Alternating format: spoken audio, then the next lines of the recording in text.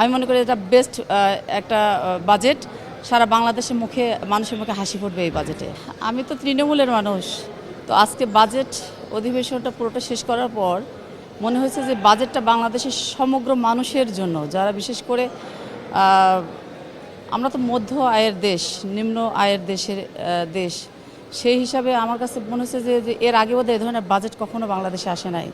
শুধুমাত্র মানুষের ভালো থাকবে এই চিন্তা করে প্রতিটা খাতে দ্রব্যমূল্যের দাম কমানো হয়েছে। এবং আমরা যদি বলি দ্রব্যমূল্য কোথায় দাম বেড়েছে, সেটা যদি প্রশ্ন করেন তাহলে বলবো শুধু এই যে মাদক দ্রব্য এই সমস্ত ক্ষেত্রে দ্রব্যমূল্যের দাম বাড়ানো হয়েছে। এবং রিচ ম্যান, যারা ধনী ব্যক্তি যে গাড়ি টাড়ি ব্যবহার করবে, এই ক্ষেত্রে দাম বাড়ানো হয়েছে, কিন্তু সকল ক্ষেত্রে কিন্তু দাম কমানো হয়েছে। আমি মনে করি এটা বেস্ট একটা বাজেট। সারা বাংলাদেশের মানুষের মুখে হাসি ফুটবে এই বাজেটে।